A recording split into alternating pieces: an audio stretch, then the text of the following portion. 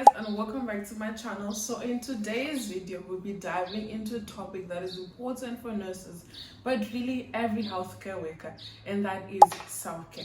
Self-care is a word that is thrown around a lot on social media. Today we'll be exploring on what self-care is for nurses, how to practice it effectively, and also why it's important for us to practice self-care. We'll also be exploring other ideas such as compassion fatigue, decision exhaustion, and how to recognize the signs of burnout. So stay tuned. Self-care is a broad term, but in nursing, it's about taking deliberate steps in order to maintain your physical, emotional, and mental well-being. This can include anything from ensuring you're getting enough sleep, eating nutritious meals, or engaging in activities that recharge you mentally, such as sleeping, reading, exercising, or spending time with your loved ones. Self-care in nursing is about finding balance in a profession that often demands more than what one person can give. Being a nurse means that you're constantly caring for others, often putting your own needs on the back burner. However, neglecting self-care can lead to burnout, decreased job satisfaction, and even physical health problems. When you're not taking care of yourself, your ability to take care of others is often compromised. As a result, you cannot pour from an empty cup. Therefore, self-care is essential for our healthcare workers. One of the biggest risks for nurses that do not prioritize self-care is burnout. Burnout can sneak up on you, but sometimes it does have clear signs. These signs include physical and emotional exhaustion, feelings of cynicism or detachment from your work, decreased job performance, and even feeling hopeless or trapped in your role. You may start dreading going to work, find no satisfaction in the work that you're doing, or even find it hard for you to concentrate during your shifts. If these feelings persist, it is a cry out for help that your body is screaming at you that it is time for rest and rejuvenation. On the other hand, compassion fatigue is similar to burnout, but it comes at a different angle. Compassion fatigue often occurs when the emotional toil of caring for others starts to weigh you down. You might feel detached, emotionally numb, or even irritable. It's as if your ability to empathize for others is diminishing, and this can be a scary feeling for us as healthcare workers because a lot of our care is based on how empathetic we are towards others. As a result, if you're finding it hard to empathize or show sympathy to others, including your loved ones and your family, it might be time for you to check in with yourself to ensure, are you burnt out or do you have compassion fatigue? And in most cases, burnout and compassion fatigue will usually occur together at the same time. The third aspect that we need to discuss is decision exhaustion. Decision fatigue occurs when we are constantly having to make decisions on a shift day in and day out, and these decisions can be small or big, but in most cases our decisions affect the healthcare outcomes of our patients, and sometimes it can be the difference between life and death. As a result, constantly having to make these decisions will lead to exhaustion, leading to you not being able to make decisions or being physically numb and exhausted, and that can lead you to making poor decisions. And as a result, that can be a danger for yourself and your patients. As you can see, decision exhaustion can lead you to now having compassion fatigue, where you no longer care about your patients, and that can all come up as a result of being burned out. There was a study done that said the number one person not to date is a nurse. I vouch, don't date us. Why? They're hard to relate to. I was married to someone that was not in the healthcare profession. He didn't understand that when I came home from work, I wanted silence because the bell's going off, the constant demand for 12 hours to be needed to talk to these patients it's just high energy. And I want to come home and quiet. I don't want to make decisions. I just need like the home to be my safe space. They don't get it. They don't understand the difference between a good night or a bad night and the insides to it. But don't you think that'd be difficult for him, though? Because he doesn't get to see you all day, and then you want to come home and just have silence? Absolutely. I tried, but it was fake. I would be like, all right, let's go on a date. But I'm so worn down. I don't want to do anything. I'll go to the gym, but I don't want to talk. Or I just did CPR on a patient and they die and it was morbid. And then you come home and you're trying to understand from the other person's point of view, but I can only focus on like, I'm worn down. I can't. As a result, that is why it's important for us to practice self-care as nurses for our own mental health. That's why we have mental health days. We need to have sick leave and sick days for us to be able to take care of ourselves. But it is also to protect the patients and the people that we are taking care of on a daily basis. As much as we're in a career to care for others, if you cannot care for yourself, you're doing yourself and your patients a disservice.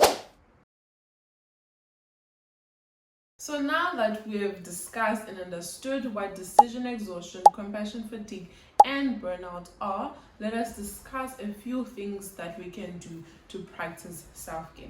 These tips that I'm going to be giving you, it's not everything that you can do to practice self-care. It is a personal thing. Whatever rejuvenates you is what is important ultimately. However, I'm just going to be giving you a few tips and ideas that you can use to practice self-care. The first one is setting boundaries. So that means you must recognize when you're at your full capacity or even when you're at 3/4 capacity, and that will allow you to say no to unnecessary overtimes. I know money constraints can often demand us to be working crazy hours, but if you know physically and emotionally you are at your capacity, set boundaries for yourself that you're not taking on extra work for yourself. Also, we can feel very guilty when our wards are short-staffed and we're constantly being asked to come in to rescue the ward and that sort of thing. But that is not your responsibility. That is the hospital's responsibility to ensure that the ward is staffed accordingly. When you're at your own capacity, do not take more than you can handle. The second thing is prioritizing your physical health. This includes getting enough sleep, eating nutritious meals, and also staying hydrated. Your body needs fuel for it to function at its best. And I know when the ward is chaotic, things are busy, it can be very hard for us to prioritize taking breaks instead of getting things done so that you can leave at the end of the day. But even if you do not taking your full breaks, at least taking 15-minute break intervals every 3 hours, just to make sure that you are resetting yourself so that you're not constantly overwhelmed by everything that is happening around you, to ensure that you're grabbing something to eat and you also hydrate. Third thing is prioritizing our mental health. As healthcare workers, we are going through so many different emotions on a daily basis. Nursing is the most toxic profession of all time. I can't even think of another profession more toxic. If you can, let me know. We're not meant to be on such high alert for such a long period of time. We're always on constant fight or flight mode. We are always activated. Even when you're chilling, you're not chilling. The amount of anxiety, the amount of stress that is put on our minds, on our emotional well-being, no human should ever have to go through. 1 minute you're coding grandma in one room, then the next second you're getting yelled at by someone who's mad because they waited 30 minutes in the ER. And then the next moment you're coding baby. And then the next minute someone's mad at you for not bringing them water. Nah, this ain't it. People are like, oh, you just can't let it bother you. What? We are put in between life and death. And you're just expected to go home like everything's okay. And then you show up to work and people say, do better. You didn't chart this on time. You didn't give this med on time. Insane. It's insanity. I don't know how we normalize such a toxic profession. People are like, oh, you can make it better one step at a time. No, there is no getting better. This machine has too much money. One of the largest sectors, one of the largest, most profitable sectors. Billions and billions of dollars. Dollars I can't even imagine. Nah, we're just pawns. We're just pawns in this game. So call off. Quit or don't. Do whatever you want. None of it matters. As a result, it's important for you every single day after your shift or on a weekly basis that you're just taking stock of where you are emotionally and mentally. because we're constantly taking other people's emotions, patients fighting with us, patients swearing at us, abuse that we receive from patients and their family members, even doctors, and even other nurses that are our colleagues and that sort of thing, and we're constantly giving out of ourselves to everyone else. So it's important that you're just taking stock of where your emotions are, and if this includes meditating, praying, journaling, just to ensure that you're keeping stock of where your emotions are, because a lot of times decision exhaustion, compassion fatigue, and burnout, these are things that sneak up on us because we're not keeping stock of what's happening with us. The same way that we are taking vitals of where our patient's condition is the same thing that we need to be doing for ourselves. The fourth thing is we need to seek support. Whether you're seeking support in a support group, you're seeking a counseling service, or you're leaning in your friends and your colleagues that are within the same sphere or that are also healthcare workers, it is very important for you because one, friends that are within the same profession, you are more sympathetic with each other, you're more understanding of the emotions and the physical toil that our jobs require of us, and as a result you guys be able to lean on each other, to be able to support each other so that you can vent and you guys can literally go out and have a drink and that sort of thing. But it is important that you are reaching out to an external person for the support and the love that you need when you're feeling these emotions or just on a daily basis. But also these support groups or the support people that you choose, they can keep you accountable and they can keep track of where you are emotionally.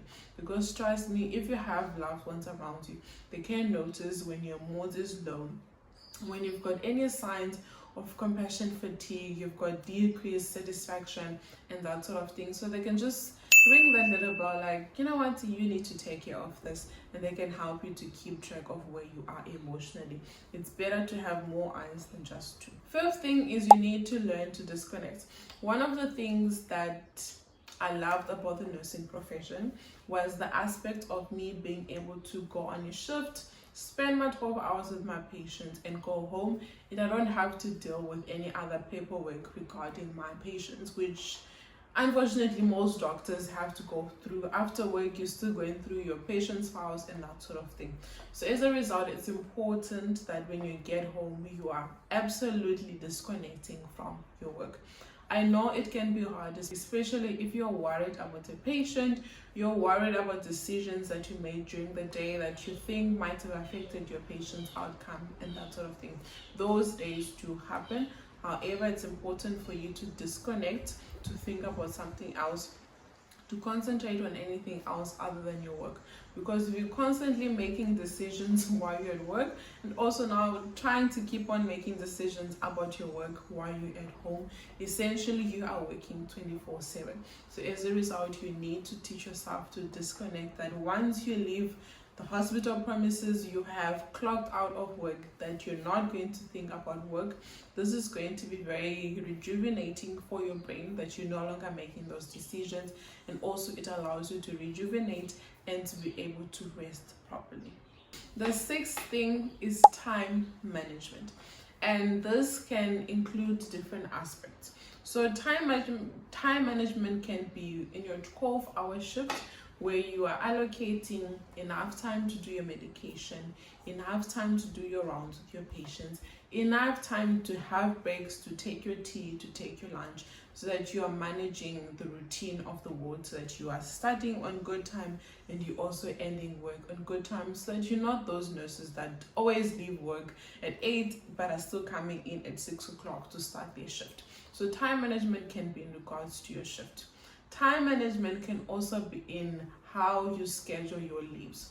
I know most people like to schedule their leave days at the end of the year when you're completely worn out and you just want a break because it's a festive season, you don't want anything to do with work. However, you must also have a schedule for yourself where you say maybe after a 3-month period you're taking a week leave, or after a 6-month period you're taking 2 weeks of week leave. Obviously this depends on how many sick days you take, how many leave days that you actually have, and how you spread that out. But for you to be managing when exactly you're going to be taking your leaves, And obviously this works differently depending on what sort of schedule that you're on, whether you're on a 2-week cycle shift, whether you're on 7/4 and you take your weekends off and that sort of thing. But you need to be able to manage when you're going to be taking your leave days. So it's important that you're scheduling in those breaks. And the other aspects of self-care that I would like to discuss is knowing when to move on from your department. I know it's not always easy for people to move around from a ward, but sometimes the environments that we can be in are the ones that are causing us to be burned out. And that can be as a result of bad management, just the environment is hostile, it is exhausting, you're always short-staffed, there's not good management of the staffing ratios and many other things that lead to an environment being toxic, especially in our corporate sense. As a result, you need to know when it's time for you to go. And you need to weigh your options of whether staying in that department is good for your mental health or if there's other environments that you can put yourself in. Because there's been so many cases or so many nurses that I've spoken with where they say they stayed in an environment because obviously it is something that they've always known, but they just couldn't bring themselves to change the environment because, you know, it's an environment or it's awards that they've been in for years. They know the routine, they're comfortable with, but they're just not happy with the setup of the ward or the environment. And it is okay for you to move on if you feel that the ward that you're in, the circumstance, or you just honestly you're just bored and you're no longer finding satisfaction in the ward that you're in, the discipline that you're in, and the environment that you're in. It is okay to move. The great thing about having a nursing profession is we literally can move around without having to go specialize again. If you're interested in a different department, in a different discipline, you literally can speak to them and they can train you up so that you become a good nurse in that department. But you should not be scared to move environments. If you are done with the ward that you're in, the discipline that you're in, and you feel there's something more out there for you, go and find it and move on. Because trust me, that can help your mental health 10 times better than all the other aspects that I've spoken about. Taking days off, taking days leave.